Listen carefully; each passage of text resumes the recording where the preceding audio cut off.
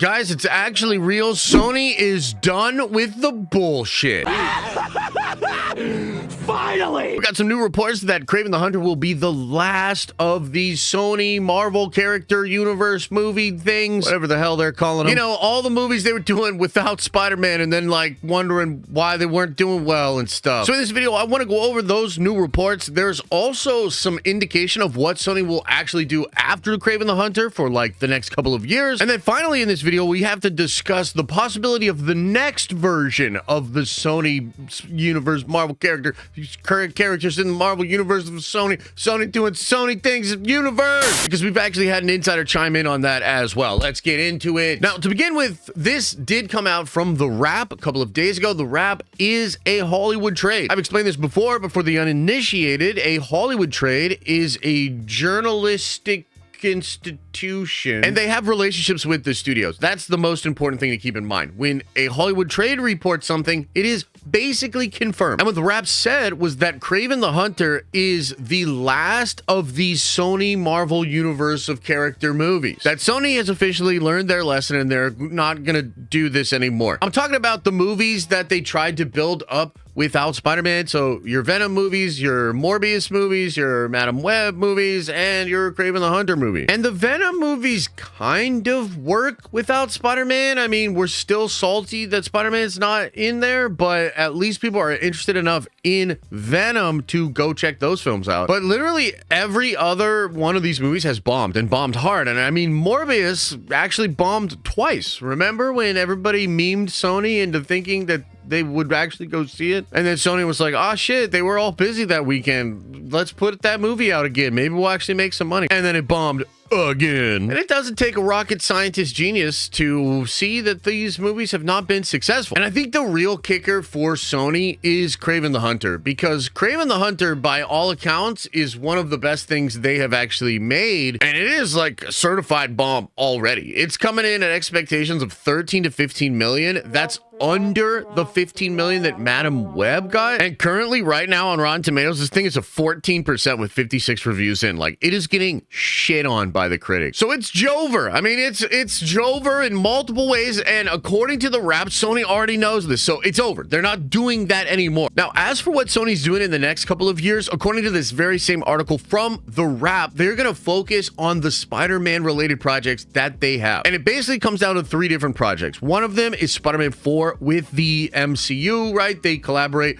with Kevin Feige, and that's the Tom Holland job. The other one is Beyond the Spider-Verse, the ending to their animated Spider-Verse films, and that trilogy is so freaking good. So yeah, they should really focus on that and make sure that the ending is great. And then there's the Spider Noir show with Nicolas Cage, which is being developed for Amazon Prime Video. That project has me incredibly excited. Nick Cage in the 1930s as a Spider-Man noir variant out there doing crazy things. It looks awesome, man. We've seen some set photos for this thing, like truly incredible. It's kind of crazy how just injecting a version of Spider-Man into a project will immediately get me way more excited than Madam Web, Morbius, bullshit as Kraven, whatever the they've been trying to do. What does focusing on those projects look like? Well, Spider-Man 4 is a massive movie for Marvel Studios and for Sony Pictures. This movie is actually taking place after Avengers Doomsday. Like, the next time you'll see Tom Holland Spider-Man is Doomsday, and he's rumored to have crazy things going on in that film. Him and RDJ's Doctor Doom,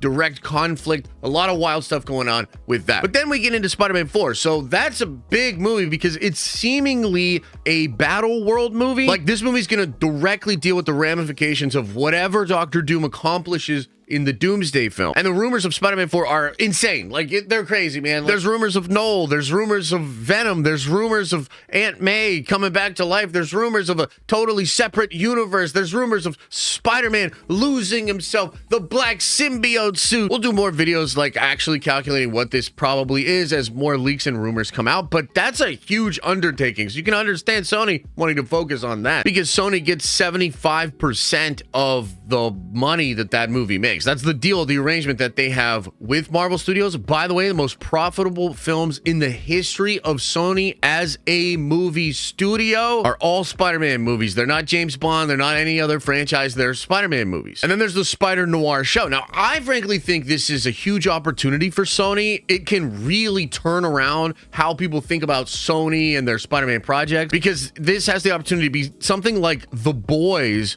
on Prime, super accessible to people, and it seems more badass. Lord and Miller, the guys that are involved in the Across the Spider-Verse stuff, they are actually producing and heavily involved in this Spider Noir. And then you've got the Beyond the Spider-Verse ending, and unfortunately it's a little tricky here. The reports are that they had to do a creative overhaul with this film, and although it's not been thoroughly explained as to why they had to do that, my feeling is that this has to do with them connecting stuff to Marvel Studios. And part of why I believe that is because there were big time rumors that Miguel O'Hara from those Spider-Verse movies was actually going to be working with Kang, and that was going to pay off in the third of these films. And that's not really surprising. I mean, you have Miguel mentioning the Nerd and Doctor Strange on Earth 19999. That is the event of Spider-Man No Way Home. And when Miguel opens up that multiversal thing to show everybody the web of life and destiny, the initial strand of a timeline is an exact copy of what they look like in the MCU. And so I believe Sony is going to now try to collaborate with Marvel Studios via Doctor Doom and that movie. And part of the reason I believe that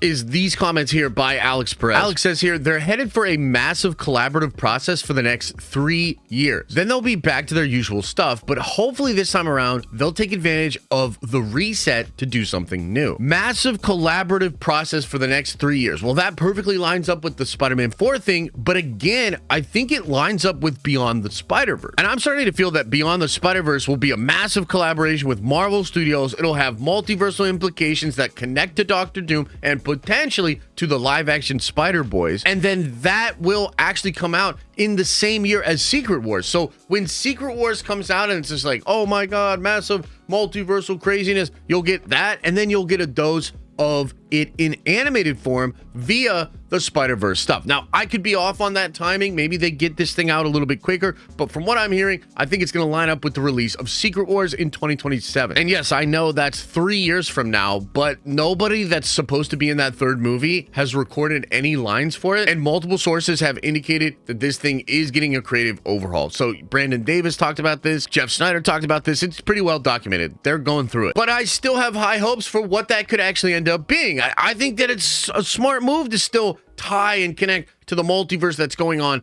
with Secret Wars. And when it comes to Sony going back to their usual stuff and hopefully a brighter future for this connected universe of Sony Marvel characters or whatever the they're calling it, I just think it's interesting that Alex says here they'll be back to their usual stuff after the next 3 years, but hopefully this time around they take advantage of the reset to do something new. The reset that Alex is referring to there is the soft reboot of the Marvel Cinematic Universe that is supposed to happen after the Secret Wars film. And I think after the soft reboot, it's possible that some of the Sony characters end up just in the regular 616 Marvel Cinematic Universe. Like, there are long-standing rumors that Eddie Brock and Tom Hardy will just be in 616 after the soft reboot. But those are old. We don't really know if those are still going to happen. The point is, Sony, at the time that Marvel is re-establishing their universe and soft rebooting and resetting, Sony has an incredible opportunity. They can also reset what they are doing and do something completely new, right? So to be crystal clear, while Sony is done doing these movies without Spider-Man and done with the current plans of that shared universe, technically speaking, we don't know if after these next 3 years, they won't just go right back to doing that, but maybe with